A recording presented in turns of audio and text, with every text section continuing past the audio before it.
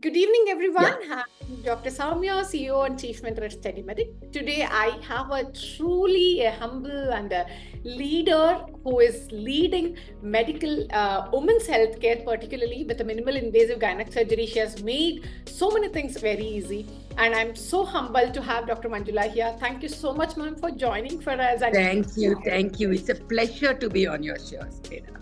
thank you so much, ma'am. Thank you. Ma'am, knowing you, I know you are somebody who's a very easygoing and a mentor for many, and you have transformed so many lives of not only the common men, but also the celebrities indeed.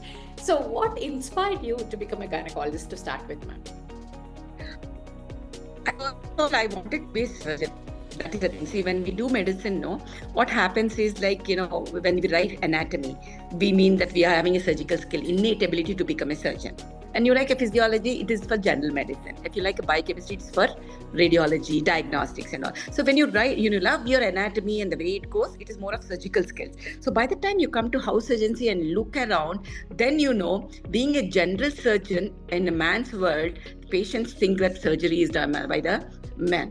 So the only other place where we can use general surgery and you have a lot of patients coming is gynecology. So I wanted to do more and more of more of my surgical skills and start off minimally invasive, where we can change a lot of difference in the woman, the way the perspective the woman life is there. Because in those days it used to be all open surgeries, and hardly everything used to be delivery or hysterectomy, and people have to come from village to stay with these ladies. So there's loss of work, loss of need for people to come and support, loss of money, lot of financial issues. So many were there, and now more and more nuclear families as they were coming. So that gave me an opportunity to do a lot of minimally invasive surgery, and then telling people and making them aware that that is the way to go forward, where you can go back to your work very next day, go back, everything, no, nothing is impaired, you can just go ahead. So the era of minimally invasive surgery which was starting, plus a woman supposed to be in an obstetric gynae, but we can show our gynecological skills in it.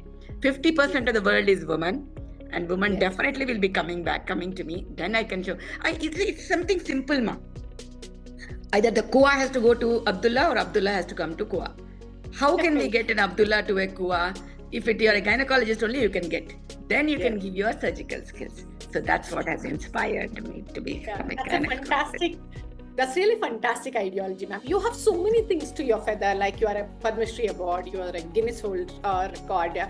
So, can you tell me a few defining moments in your career which made you leader in a woman's health? I know we all become by the virtue of by the action. So, can you name a few defining moments in your career? I think for everybody, it is always the family support, teachers, friends. But for me, another factor which acted up is the patients.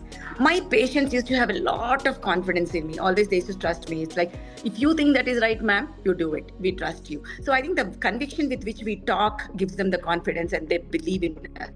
And the word of mouth and the results are the ones which really make it important. So defining moments most of the time in obstetrics have been a recurrent pregnancy loss and bad obstetric history cases. When they come to us, we evaluate, give personalized care rather than chapama treatment, and say, okay, this is the cause, so let us treat, and then you have a thing.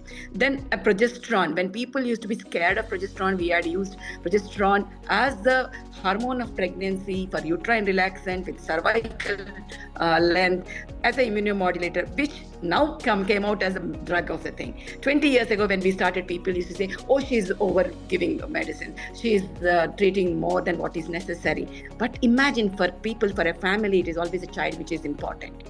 When we know primum nocere is very, very important. Ma'am, I know when you started off the minimal invasive surgeries, I'm sure you would have come across the challenges technically and to probably to counsel the patient. So how did you do it? What made you take this path? See, first thing is, I think whenever we have to do anything, the support systems are very, very important. It's a patriarchal world. That is important. And it is always when we start thinking out of the box and thinking that instead of the solution you have in the textbook, we should not try to give that solution to the problem, even though the problem is square. So you have a round solution in your textbook, which we have been taught by our teachers. The patient came with a square problem. You are trying to fit that solution into it. So stop doing it. Think out of the box. Come up with a solution. It might not be in the textbook. So we don't have to right according to the books. We have to be right about two things. One is safety of the patient, comfort of the surgeon. If you have a conviction that these two are important, that's what it is. So minimally invasive thing, when we came, we started off with two basic challenges. One, the entry is the one which is the most difficult thing because that's a blind port. So I started with the Anagani technique of entry point, where we use a conical long rod with a small entry. So zero complication rate with the entry point. So when we enter inside, after that, everything is under vision. So then came the second challenge, ipsilateral ports versus contralateral ports. So that is about the ergonomics of the woman. So we have to understand, we are tiny, puny, our shoulders are this thing, our ergonomics are different. Why do we have to fall down and do? So there's a lot of arguments we used to have with a lot of male surgeons who used to say it has to be triangular, it has to be contralateral. Why should it be contralateral? And now ipsilateral has become a norm. Because when we are standing on one side and doing a cesarean section, why can't we stand on one side and put a ports and do? So these are the two basic challenges which came. But like in the previous question, when you asked life defining, I have to tell you, my life defining movements have been two things. One is neovagina formation, which we have started, and ovarian rejuvenation and endometrial regeneration, regenerative medicine, which we have done. So all that came because I always believe that if anything has to happen, I believe in fate a lot. It just happens. They come to you. If it's destined to happen, it happens. So when it's always, again, people come to us and present a problem, when we think out of the box and come up with a solution, all these things will be sorted out. Fantastic. Knowing you as somebody who is an innovator, very confident person, I just want to ask you, was there any incident where you were shaken inside, especially when we deal with the more trained male colleagues who will be looking at you? So was there any incident where you thought, oh my God, is that possible for me?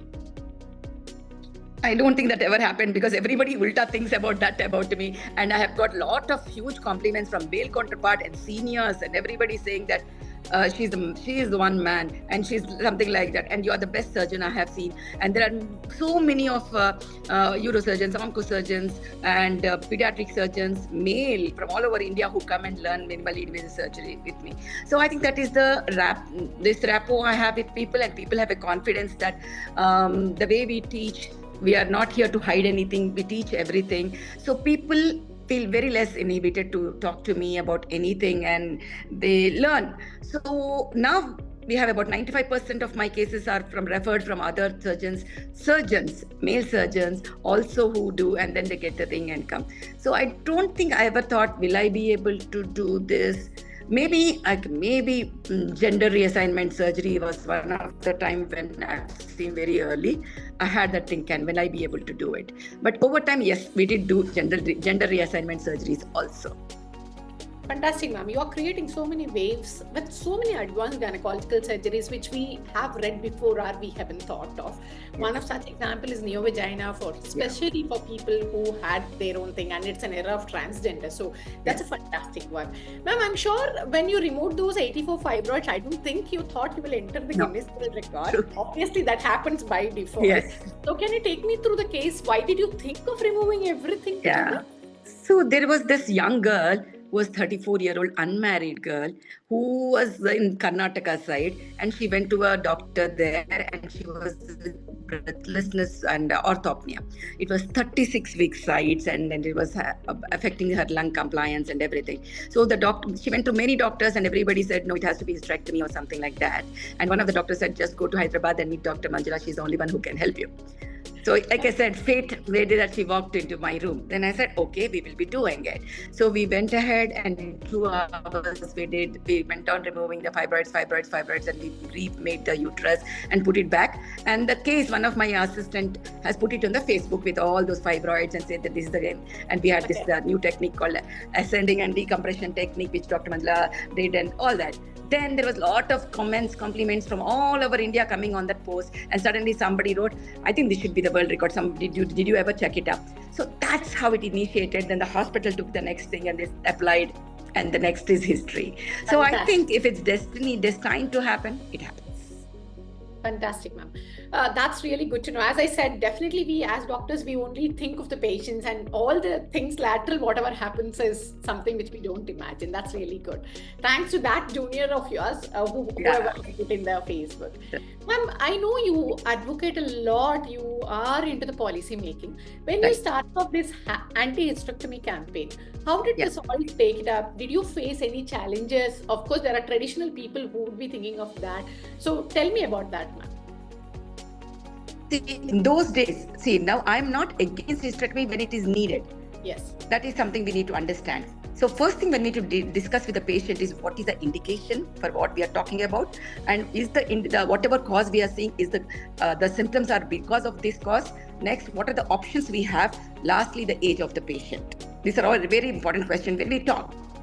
Now, what happened in 1997 when I started practicing in early 1998, I had one patient who had come to me for a pain abdomen. When I saw it was an appendix. So I said, this is appendicitis, please go and meet general surgeon. After 2-3 months, I see her on the road and she came to me again for something. I said, how are you? What are you doing? Is the surgery done? She said, yes, madam, I went and got surgery done. And along with it, they removed uterus also. She's a 24-year-old woman with 2 children. That's it. I had a shock. I said, why? No, doctor said that later on anyway it has removed. So we'll get it done right now. So that was the attitude. And that's when I looked around, there are villages without uterus. Then I said, the lacunae is in the awareness. So we should start giving awareness. So that's where we said, okay, let me start a column. So eNadu has helped me in starting a column where we could do a lot of awareness columns and question answer sessions about how to avoid unnecessary hysterectomy and giving them the alternative methods of treatment. You have cervicitis, you have LEEP, you have LEDs, you have conization, you have cryo. So many options. Patients don't even know because they think that there is no other option. You have abnormal uterine bleeding in young age or even adenomyosis. You have Mirena. You have thermal ablation. Those days balloon ablations were there. You have hormonal treatments which can be given. But options are never given. So when we started giving options and patients used to really understand what to do, how to go about. And I think if given an option, we are not the people to take a call about what we have to do. Patient is the person you have to do. And if the patient is more than 45, nearing to the menopause, and then medical management is not working, multiple fibroids or malignancy or things like that, yes, when hysterectomy is mandatory, it is mandatory, but not in a 25-year-old, not less than 40 years at all, when alternative treatment is there and without even trying for the alternative treatments. So yes, we did have issues. Nobody says it outside. So when we talk about it in the forums, in the conferences and all, the fear in the other colleagues would be, if I don't do, somebody else will do. Exactly. But what we have to understand is that at least we can have a sleep which is peaceful. We are not doing any unethical, because I'll tell you one more thing. I'll give you two sides of the coin. I had one patient in Arogyasri time, one patient who came and said, I want hysterectomy. I said, you don't have an indication, I will not do it. She said, what are you going to lose? Because next again, if the policy is removed, who is going to remove free of cost? You see, that is the attitude which they used to have. I was shocked. So second thing is that we do unnecessary hysterectomy without knowing, and she goes into menopause and she has bone pains and all, and she starts cursing the doctor. She didn't tell me, I didn't know this, all that. So you have two extremes. So for all this, the problem is the awareness. So awareness, and if we alone talk about it, it doesn't work. It has to be media, government, and everybody who will help us with this journey. So luckily, I had lots of media helping me with this. Then the policies with the FOGSI and all, where we make policies about the alternative treatment all over India, GCPR guidelines for abnormal uterine bleeding, endometriosis, fibroids, and all those things. I think, like I said, fate. I just had to be in the right time, right place. Okay, so I think when opportunity meets the fate, I think it happens automatically, ma'am, because you are somebody who is very confident, who is very bold with your decisions, and obviously the media are supposed to be supporting you. Yes. Ma'am, I know there are a lot of changes in the women's health which happens, and every era has a different challenges. Yes. What do you think the current challenges the women face, and how, as gynecologists, we can support them? The current challenge is trying to be a super mom, super that, super this thing, because we all want to, they're in your own eyes, not for the peers. You want to do it. I will take care of my baby, madam. I can do it myself. I said, you don't have to do it.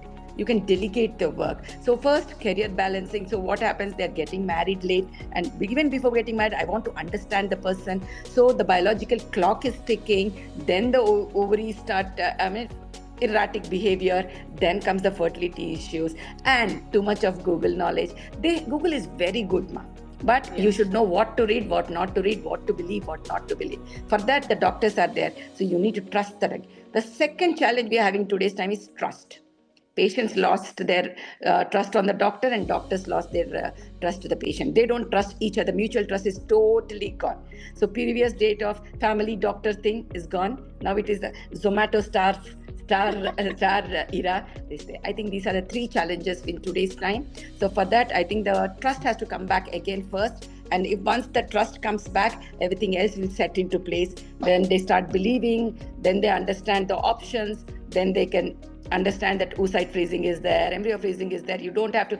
There's one extreme again, once we tell you're having PCOS, we are having endometriosis. By hook or crook, the parents want them to be married to whomever, Tom, Dick and Harry.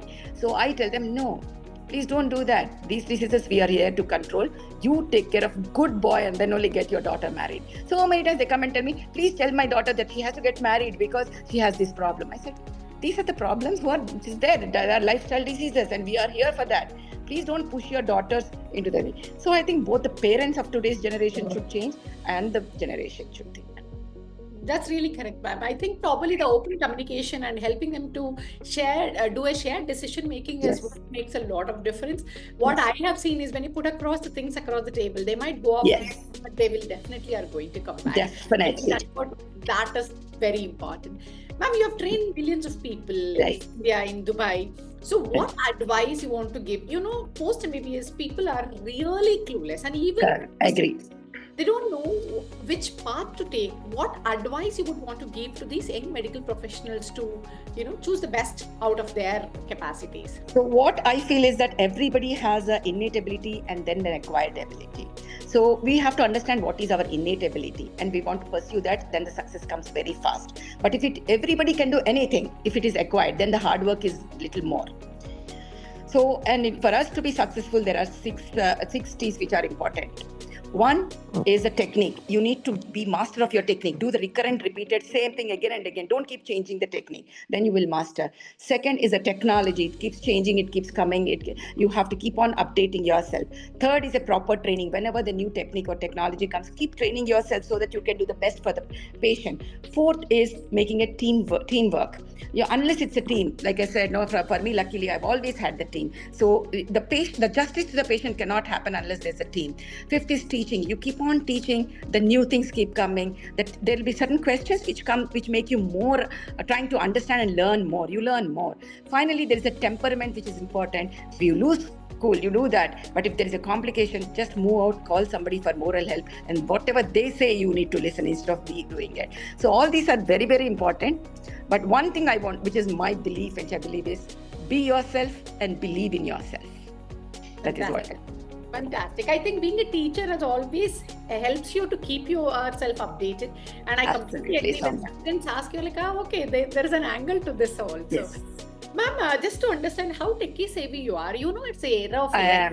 I am. The era of AI. Because when I you go to any web summits now outside India, AI is the tool for where Yes. How do you think we can use effectively for a medical? In gynecology, we are already using it in Robo.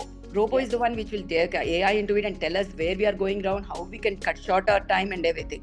AI will definitely help in it, but final day is yours because it will not think out of the box. It will think in the box and give you a nomogram.